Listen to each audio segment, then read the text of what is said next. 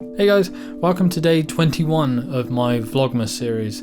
I thought today we could have a look at my work and experience with video games. And for a while I was actually working, that was like my job, was as a sound designer, as well as helping out a little with a bit of level design, a lot of QA and things like that for a video game company. I'll come to that in a sec.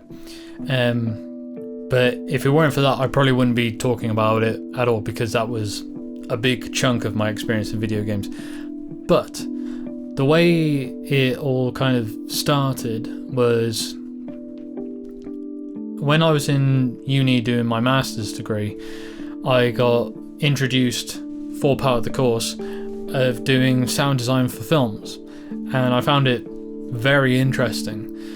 It just happened to be that not long after kind of getting into that kind of thing, and along with that you do like Foley recordings and developing sound effects and things like that, which is kind of equal part my interest with it was building up the soundscape of a scene or a whole like short film or whatever, and choosing the atmosphere and the kind of the emotion and mood and things like that, and the reason behind certain sounds, and the fact you could use diegetic, non-diegetic sounds to build up the world and blah blah blah, all this stuff. As I was getting really into that, it just happened to be that someone, if I'm trying to remember correctly, it was someone I worked with on a student short film. Their brother, if I'm remembering this correctly, their brother had just started up a little indie group to make games for mobile. And there was no like big thing to it. They were just doing it themselves, hoping to make a bit of money and like build things up to be a proper team. But they wanted some help on this game they were making, and I helped out. It was my first little experience, and they were just very, very basic kind of sounds. There was a lot of work that I put into it just because it was something I wasn't experienced in at the time. But like I said, I probably could have knocked them out a lot faster these days. They were very simplistic sounds. But it was really cool to be exploring it and actually starting to layer different little elements, little sounds to create one sound. But this was a game called Dragon Attack, and I've got notes about all this because I'm going to forget if I don't. I got notes there. This was originally released on iPhone. It was the iStore, so it was iPhone, iPad, and the iPod Touch. But at some point, I don't know when, it got pulled off. But this was back in 2011 when this came out.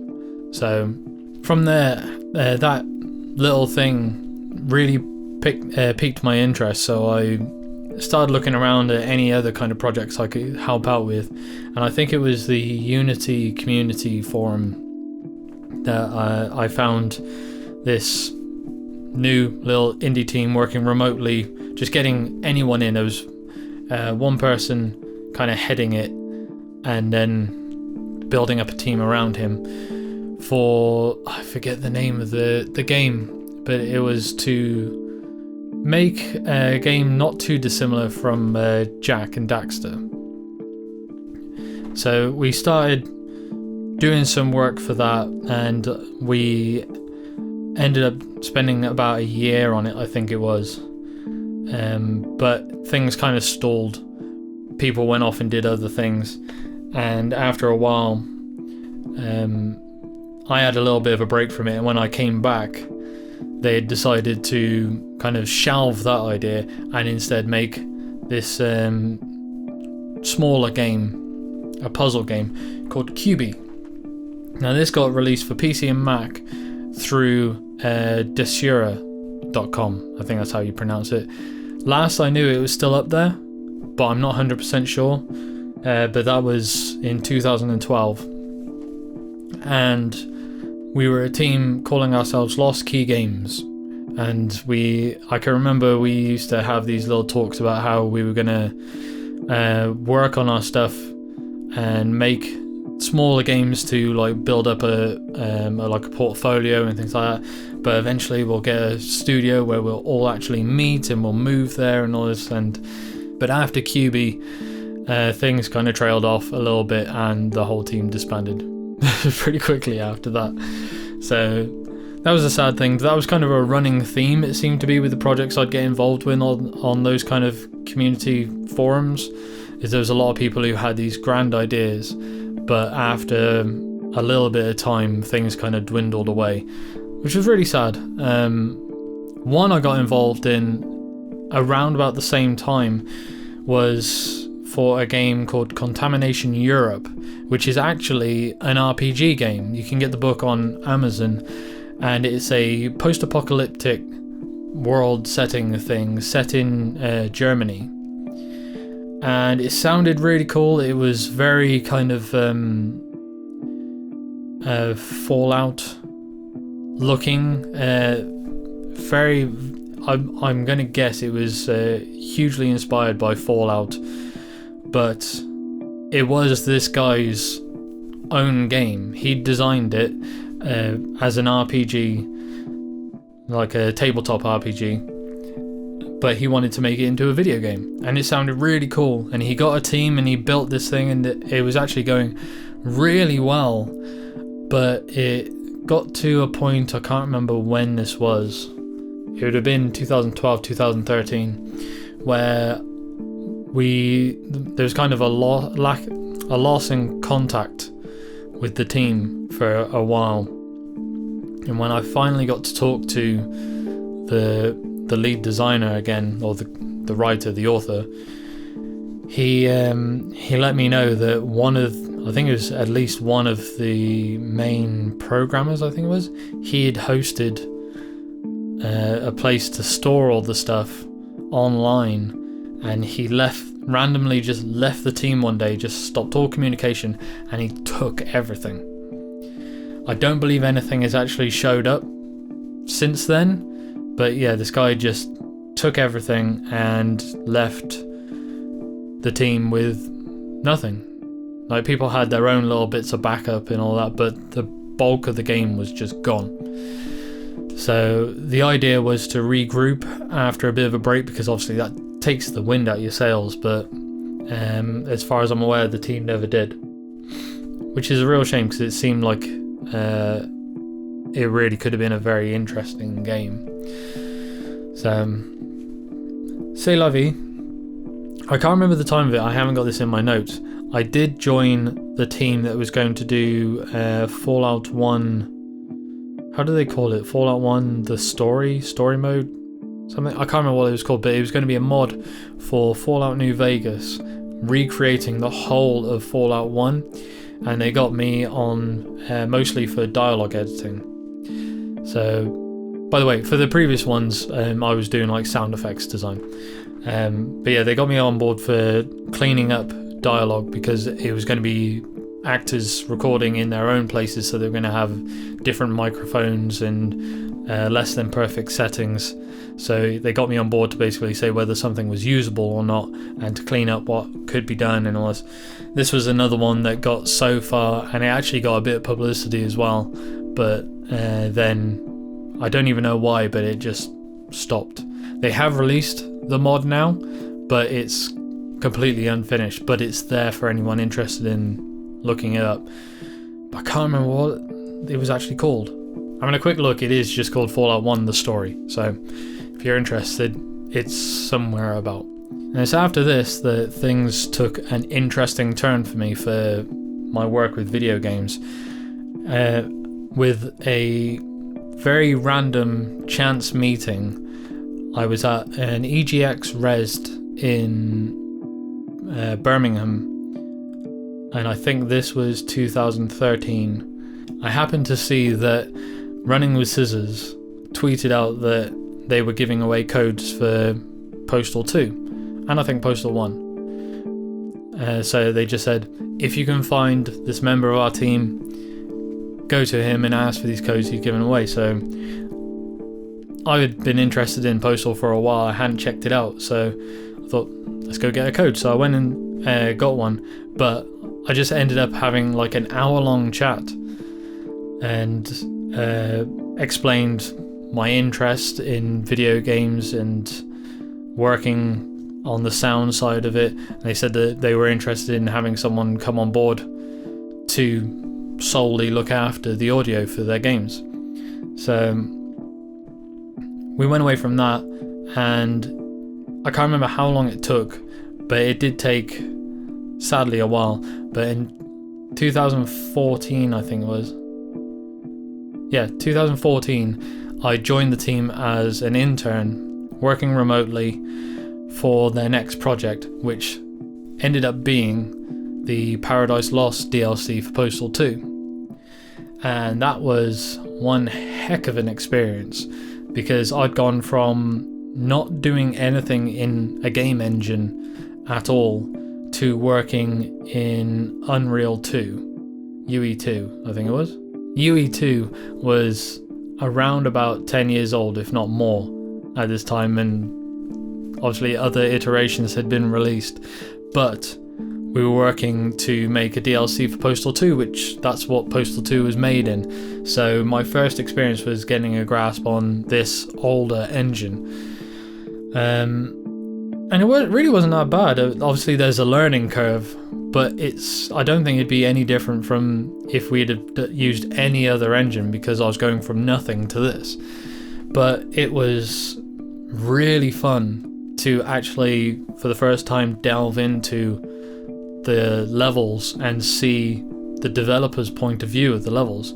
And with that, I was primarily the sound guy, developed sound effects, I edited dialogue, and I placed the sounds in the world and chose how they would be heard throughout the world and all this. There's a certain amount of the sounds, probably a good, I wouldn't want to say 50-50, but a lot of it's in world, and there's a lot of it that's hard coded, to which the programmers who are amazingly talented handled all that bit. But along with that, I also helped with a certain amount of level design and a lot of QA. And this is where the bulk of my experience with video games came from, and this is going back to the start. This is why I'm talking about it today, is because that started my work for, I think I totaled 4.5 years, maybe more, with these guys. And it was a lot of fun. I did the Postal to Paradise Lost DLC. We moved on from there to doing Postal 1 Redux, which that was moving into UE4. So a massive jump from UE2 to UE4, the most up-to-date Unreal Engine, and recreating Postal 1. And again, a lot of fun, completely different, because this is doing like an isometric view rather than the first person thing. And I got to do it a little bit in Paradise Lost, but one of the things that I found fun working for the games with Running with Scissors is doing little Easter eggs. One of the things the whole team would do is, whilst they're developing certain areas of the game, they would put in their own little Easter eggs. So there'd be times where, after the game's released, a member of the team would be randomly wandering around. They'd go to a certain area and someone had put up a texture or a picture or something on a wall or somewhere that no one knew was actually there, and they just put that. It took, I think it was a year after Postal 1 was released, that our production manager only found out through a YouTube video pointing out the Easter eggs that I'd put in a news report in 2 of the levels. Sadly, I didn't get around to doing 2 different news reports, but yeah, he didn't know they were even there, because it wasn't planned, but I did it. Luckily, The only thing I ever worried about doing stuff like that is getting into trouble. Actually, we really didn't want that to do that, but it was fun to do. The last thing I got to work on for running with scissors is the newly released in early access Postal 4 No Regrets, which is a sequel in the series, following the Postal dude on a brand new adventure, whole new world, it's going back to first person rather than the Postal 1 isometric view, which makes sense obviously because Postal 2 being first person and all this. And yeah, that was another cool experience because that was, instead of going on like building a new chapter onto a previously released game with the DLC for Postal 2, or completely rebuilding a previously released game for Postal 1 Redux, this was making a new game.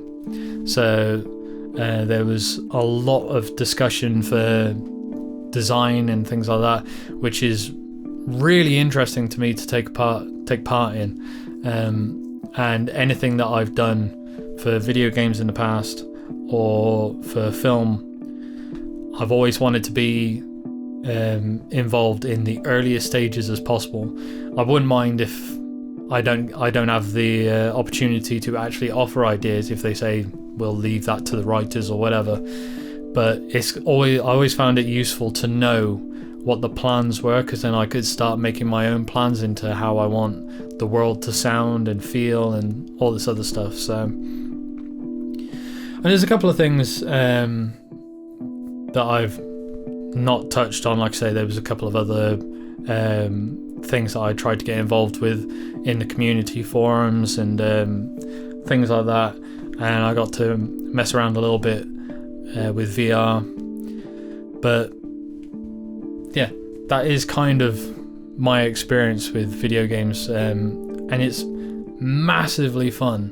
Really enjoyed doing it, and I don't like cross it out as being something I will never do again. It'd be great if I get to do more of it, and I hope I do, but we'll see what the future holds. But for anyone interested, that was a kind of brief but long, looking at the time I've been recording, history of my experience in video games.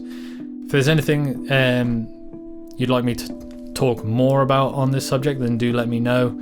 If you'd like to ask any questions, feel free to. Otherwise, thank you guys very much, and I shall see you in the next video. Bye.